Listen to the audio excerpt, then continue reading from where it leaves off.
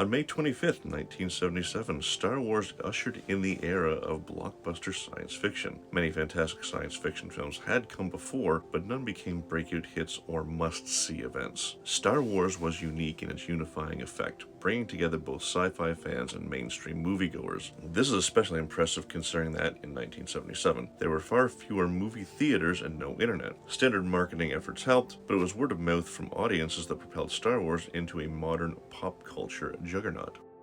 What's up, Plastic Addicts? Today I'll be building the 132 Studio Series TIE Fighter from AMT, but first, a bit of background. If you're not interested in this introduction, skip to the timecode, or use the chapters in the description. And as I said before, I'm not very good at remembering script, so we're going to read off the iPad.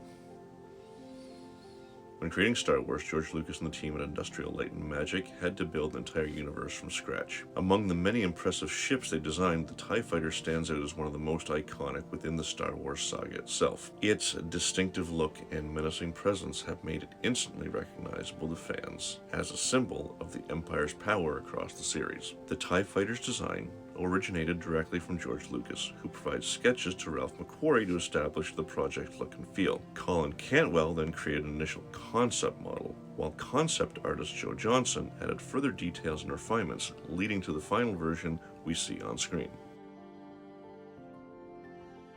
Before we get into it, I really want to take some time to talk about the box art, because I've got things I like about it, things I don't like about it. Not so much the art, but the box itself. Now, I do like this cover art, but I do find that the back is a bit bland. I'm not super into it. I mean, yeah, you see the model, and there's a little write-up about it, but it feels lacking compared to previous round 2 science fiction releases, but that's just my impression of it. It's fine. I mean, it serves its purpose. Now, the front and back, are what they are, and the sides are pretty straightforward. Like, this side shows you a completed kit plus what the decal sheet looks like, and the other side shows you some completed images that you can use as reference for when building.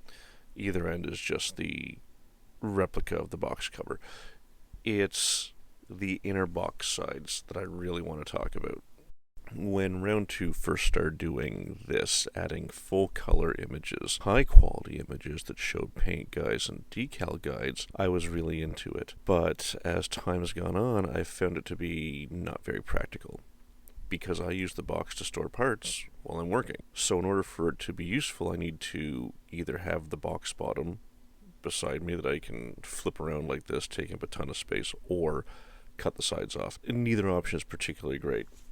So I would, if given the choice, trade in these high quality images for lower quality line drawings in the instructions that I can just hang up on the wall in front of me or have on the desk beside me. It is a good idea, and I applaud them for trying something, but from a builder's perspective, it is just not practical. Alright, now let's take a look at what's inside the box. There are 8 bags of parts. This box is full of plastic, which I love seeing this, instead of a box that's half empty. 8 bags of plastic. Now that doesn't include the stand, the decals, maybe not the clear parts. No, I did include that in the count. Excuse me. Now, I didn't count the number of sprues, but this is significant. Given that this kit is new in the last year, I believe, it's not surprising that the parts casting is exceptional. Lots of detail, very little in the way of flash. There is a little bit on a couple parts, especially the smaller parts, but that's not totally unexpected. But, look at this surface detail. There's so much surface relief that, when lit properly, cast all sorts of little shadows on it. Really, really brings the whole thing to life. So I'm very impressed with all this. This piece here, the cockpit, there's a issue with, we'll talk about that once I get it, because it's not a huge issue. And even these solar panels, look at that. Look how clean they are. It is very, very impressive, and I'm very, very happy with this build. And it is good for, as I've said before, beginner and experienced alike. So here's the thing, I don't like painting figures at all. And as much as I'd love to do dioramas, I don't know how many I'll do for that very reason. I find it very difficult. I just don't have the aptitude, patience, whatnot. But maybe it's something I'll work on. However, With this, it wasn't too bad, mostly because the pilot is black on black. So I was able to get them together, spray it down with some Vallejo black, and then I used the regular model color, which has a bit of a, pardon me, it was a gloss black, to get a little differential between boots, gloves, helmet, and then throw on some chrome for the various other parts. First up is the cockpit floor, and once you've removed it from the sprue and cleaned up the edges, you can have the option of painting it or not. I did for lighting purposes, and I had this old, really thin masking tape, so I decided to use it. It wasn't a perfect fit, but it was pretty good, so just lay it down, burnish it, fit it, cut it, whatnot. Hey, it's me in the edit. I just wanted to show off this product I got from HD Model Works. It makes the floor masking process much easier because it's direct fit. Everything's cut, just pull it off the paper, then apply it to the part, make sure it's properly placed, burnish it to prevent light leaks, and this is ultimately what you get. Now, this is the final result whether you use the HDA part or commercially available masking tape. The next step, the seat and control column, aren't too bad. The stick placement is a bit complicated only because the instructions aren't clear, but we'll talk about that after. Otherwise, I'd like the multi-piece aspect to it, just for assembly and more detailing rather than everything molded into one piece. But there's the control column, and those are the arms that go on it. And then you have the flight control sticks. Now, I followed the instructions and applied these right to the pilot, but if you go pilotless, then just apply them to the center control column. He's got a little peg in his back to hold him in place. We'll drop the seat in the floor with the control column and see how things are looking. Off screen, I light blocked and painted the cockpit floor, so now it's time to remove the, the masking tape I put in and see what the result looks like. Pretty good. Once again, the masking tape I used was a bit too large, so the lines aren't as clean as I would like, but they accomplished the job and we'll get a nice glow from the floor to the pilot. So that just leaves for the pilot and control stick assembly the painting and detailing. For the main control column with the darker, just to get some contrast inside, here I'm applying black to the handles of the control sticks and this little readout in the middle, and there is the painted control stick on the base.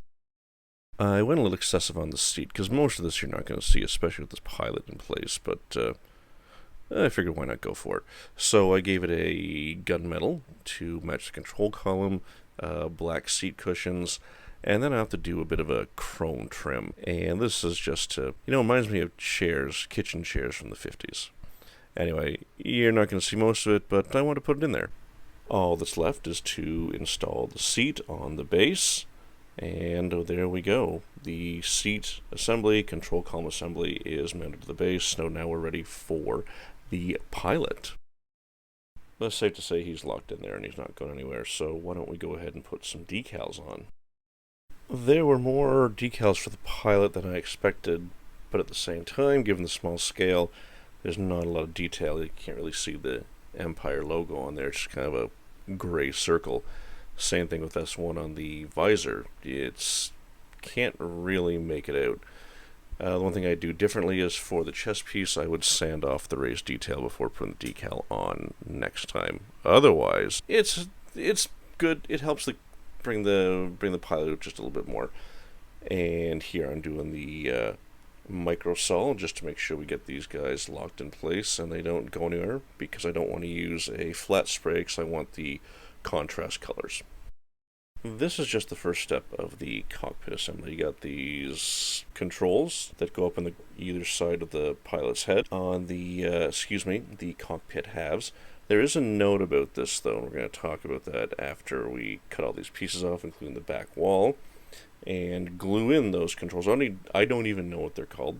There might be a name in the instructions, but I wasn't paying attention.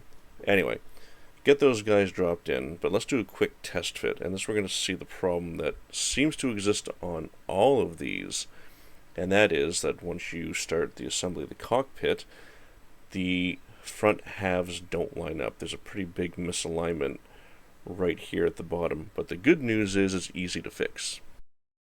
If you're wondering why there's only one angle for doing the decals, it's because I use Apple products, and I thought AirDrop was pretty bulletproof, but as I've learned transferring lots of files, it sometimes drops some. Luckily, I do 2 cameras. As I said, assembling the cockpit and fixing the misalignment is pretty straightforward, although I apologize I missed some footage. So here I'm applying the back wall to one side of the cockpit, and then I immediately glue the other half of the cockpit to the back wall, so it's anchored at the back. Then I'm going to go ahead and check the alignment before applying glue to the top of the forward cockpit, making sure it's secured, then aligning the lower part where the warp is, and I use a combination of crazy glue and regular glue just to make it fit, and there we go, all sorted out. Next I'm going to install the floor with the pilot and the control stick assembly, glue that in, and then make sure everything fits properly and there's no misalignments before moving on to the forward bulkhead of the inner cockpit. And that you can see through the forward window. And I did add a little bit of something to this here. I want to bring out some of these details on the forward bulkhead, so I can do a little bit of weathering with the Vallejo acrylic wash FX. And I'm just going to cover the whole thing with the wash, and then use a Kleenex to wipe away the excess, and in some cases a wetted Q-tip to bring out further detail. And there you have the forward bulkhead all weathered up. Brings out some more of the detail, which is nice. The last official piece of the cockpit to go in is this heads-up display, and that's pretty straightforward. This is a bit of a weird angle putting the blasters in. My first time using the Instalink 360 webcam, and didn't realize tracking was on, but now I'm glad it was, otherwise I would have caught nothing.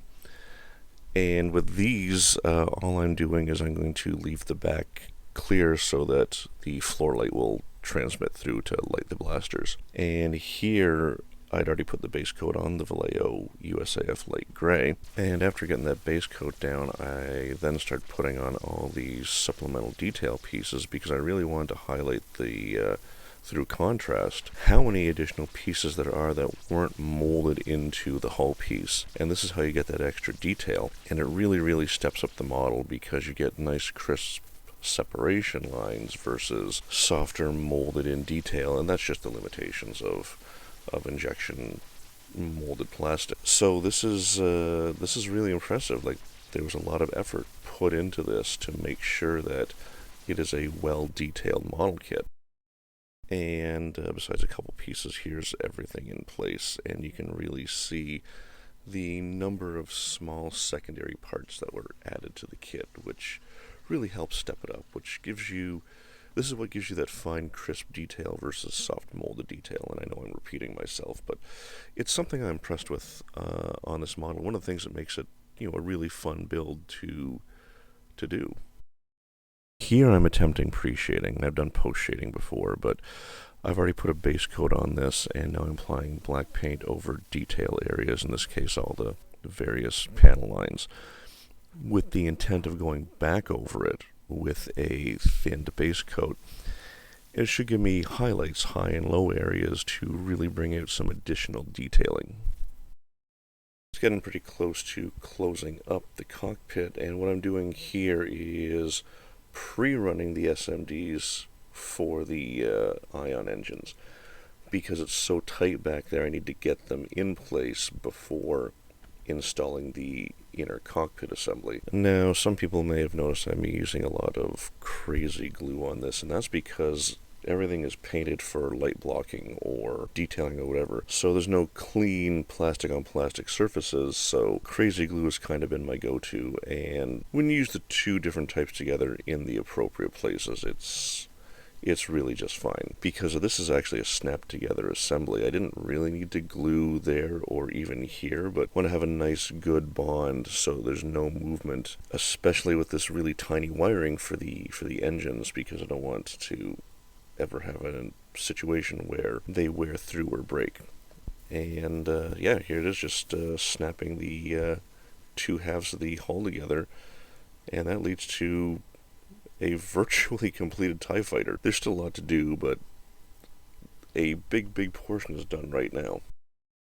Obviously, I talked about how impressed I am with the secondary detail parts that weren't molded into the kit, but this is what really impressed me when I started working, is the engineering that went into hiding as many seams as possible. And top and bottom, you have these detail cover pieces that hide the seams. There's only really none visible once you get your top and bottom onto the TIE Fighter. But these covers are great because they've got them on the cockpit side, and they've also got them on the wing side, or solar panel side, whatever you want to call them. And this is great. It just means not having to fill and sand and fill and sand and fill and sand. And probably one of the things I hate most about model making, the never-ending sanding. So this is really impressive. Very happy with this. And all these parts go on like a breeze. Like I said, it is well engineered, well thought out, and I'm really happy with that. So it turns out there's not a lot of detail on the TIE Fighter. Like, even when you look at some of the studio photos, it's pretty bland, so you can find some ways to bring out some additional detail. I did look at a number of things to find sources to decide where to put different colors, like this panel up here at the back of the cockpit. It was absolutely colored in the instructions. It says it's not. So, do some research and ultimately make decisions for yourself as a modeler to decide what works for you, what makes you happy, how you want to look. Now, come back to what I said about these secondary detail parts. This is where they really pay off, because you can hand brush them, because you have these nice crisp separation lines, because they're not molded into the ship. And that's what makes this really great.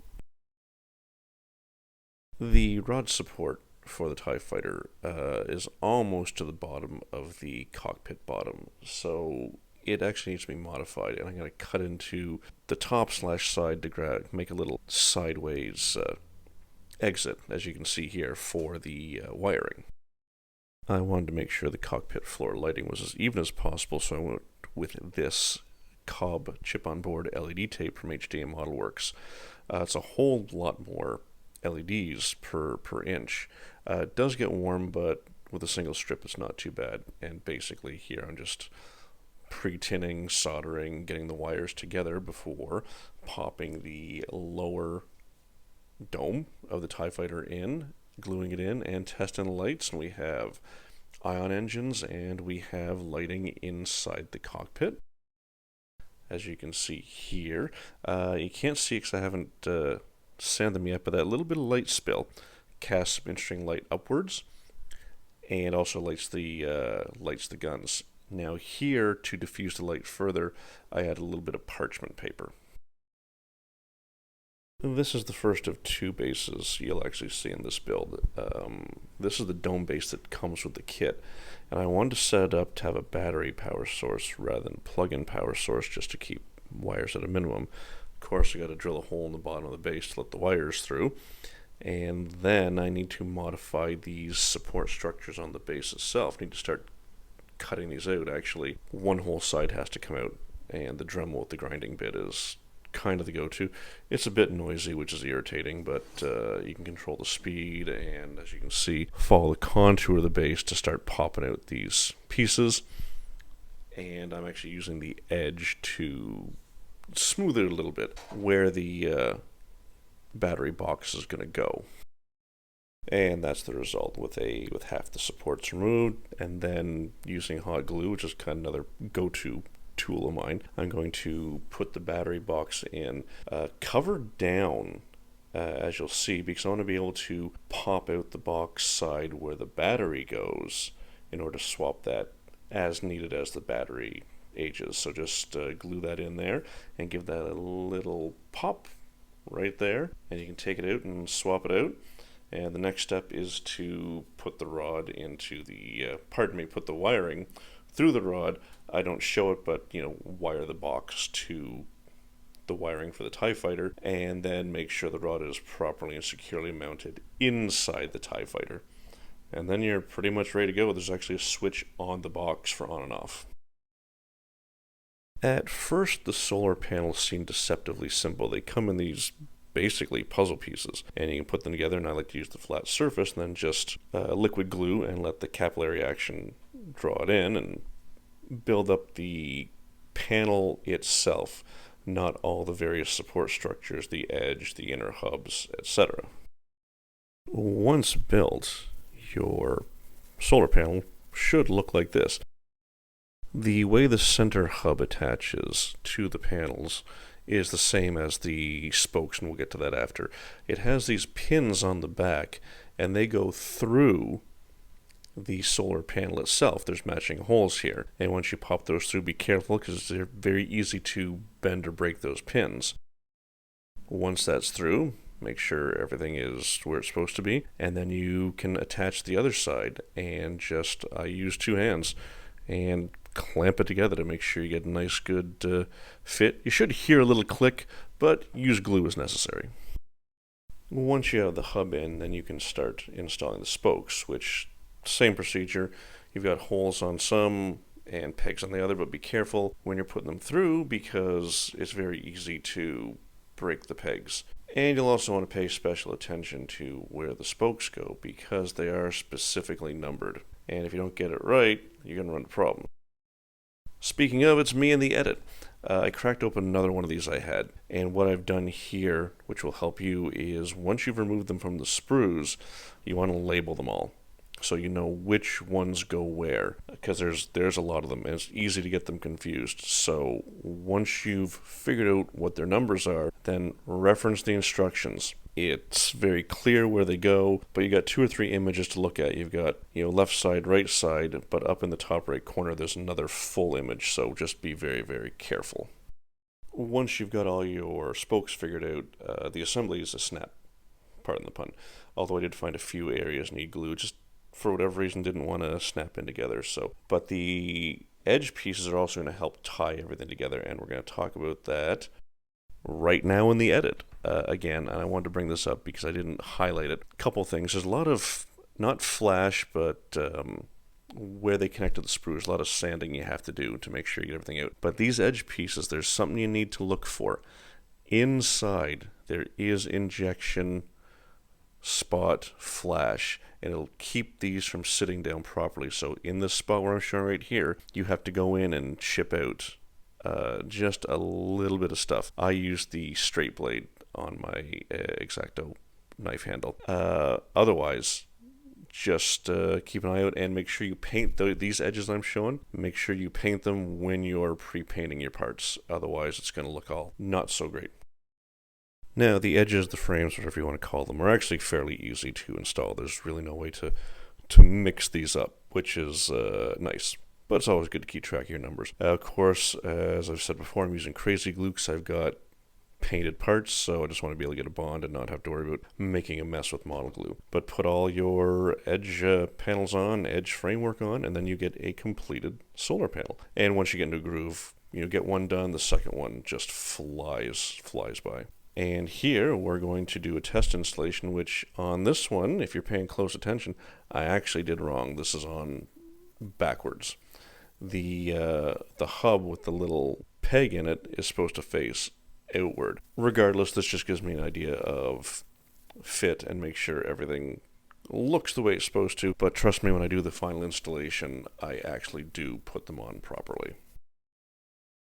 So previously I had run these 0805s out through the back of the ship before installing the cockpit, so I would be able to do this. I've already finished one ion engine, and here's the loose LED. And this, of course, is the part that comes with the kit. 2-piece clear nozzle and opaque housing. I went ahead and light blocked and painted them, and here I am doing paint and scrape to remove the paint, do a test to make sure the light transmission. And I actually don't like colored LEDs. As much as possible, I like to be able to use clear paint to get my results. Not always, but often. In this case, I'm applying red to the LED, as you can see, and then I also applied some to the clear part as well, and give it a little test light there, and actually using crazy glue and a kicker to set it off as fast as possible, and make sure that's locked in there. And then I used Tulip, it's a thick acrylic you can get at Walmart, to light block it. before getting some crazy glue onto the piece and running the wires inside and getting it locked down. And when done, you get a nice glow, not overpowering, not out of scale, but just a nice red glow from these ion engines.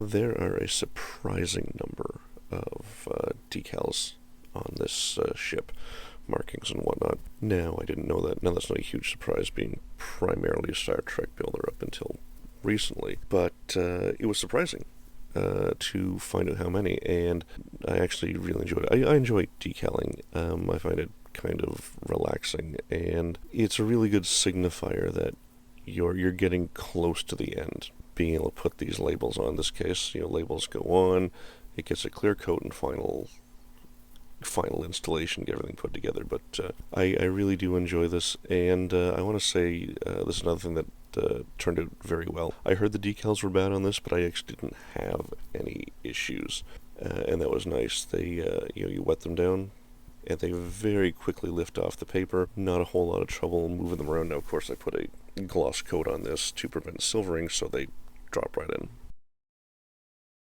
This time I have the panels in the right positioning. The hexagon goes toward the inside. This is a really good setup. These arms are nice and strong for mounting into the hubs on the solar panels. And there's detail on the solar panel inside hub that acts as snap fit. So there's no glue on these. It's just I've put them on, and then it comes with these separate hub caps to cover it and finish the detail. So it's a really nice touch. It's, once again, nothing but good things to say about this kit. This is an overall look with the lighting on and fully assembled for the first time. Turned out quite well, quite happy with that. But next I need to apply a clear coat to tie everything together. As you can see, my spray booth isn't exactly up to the task of a model of this size. The individual parts were fine. The solar panels were really pushing it. This is kind of one of the reasons I use acrylic, besides easier cleanup. But yeah, Vallejo, I found Vallejo Ultra Matte. I've been having trouble finding good clear coats since Model Master went away. And now we're into the last step. I opted to apply the clear parts. This is the clear part that goes with the hatch at the top, and it just pops right in there. It's actually a three-piece part. You got the outer piece, the inner glass, and then the inner hatch itself. Once again, I'm using crazy glue here because of paint on all the pieces. Snap that together, make sure everything looks good, and then I can go ahead and drop it into its home on the top of the TIE Fighter. And same thing for the forward window. You got the outer piece and the inner glass. Just pop that in. I opted to do this even though it does cause problems, especially when doing photography. And if I do another one, I actually will do it like the studio and not put the glass in. I wanted to throw this in because it wasn't part of my original plan. It wasn't available when I started. But in talking with Jerry at HDA Model Works, he's like, hey, I'm working on this thing. Do you want to give it a try? I'm like, yes, I think a lighted base would be interesting. We went back and forth on what kind of fascia do you use? Do you use the Empire logo? Do you use this? Do you use that? I opted for that kind of grilled floor look. They used a lot in Empire. I really like the look. And I was like, well, do I do red? Do I do orange? But I decided to do blue just to give it some difference with this LED tape. Because, I imagine that if people start picking this up for bad guy stuff, they'll go red a lot. So I wanted to mix it up. The only drawback is I didn't put any switches in this. So right now, this is just a plug it in, power on, everything. But I will be adding 2 switches, one for the base and one for the ship, so you can light them independently of each other as you so choose. And it's a great base too because it doesn't take away from the model. You could leave it turned off and it'll still look good. So I would highly recommend checking those out. Now that all the steps are done, this is a look at the completed TIE Fighter, and we're going to come back to that, but now I want to talk about the good, the bad, and places I messed up. Like right here. I was going to comment on this being unclear, and if you're not giving it all your attention, it can be, because you got these multi-tabs, but I don't know what I was thinking here. I don't know what possessed me to place it like that instead of like this. So just slow down, take your time, and then you get things right, because this is a multi-piece control. This is probably the worst thing on the kit, and it seems to be on multiples, because I've seen it twice in my own, and twice from talking to other people who have built it. This misalignment in the cockpit, and just maybe from pulling the mold or the part from the mold too quickly. I'm not sure, but it seems to be happening a lot. Point is, it's not going to ruin your model. The fix is pretty straightforward. What I've done, as I explained earlier, was I attached the back panel to one half and then glued it all, so I have a base to work from. Then I glued the other half to the back panel, and then I'm doing this. I've secured it with crazy glue and a kicker, and then I'm going to apply some regular modeling glue to get that proper plastic weld. So when you first see it, the temptation to panic or contact the manufacturer for a new part is there, but it's actually a very, very straightforward repair. Like always, just take your time, look at the parts, and you'll be just fine.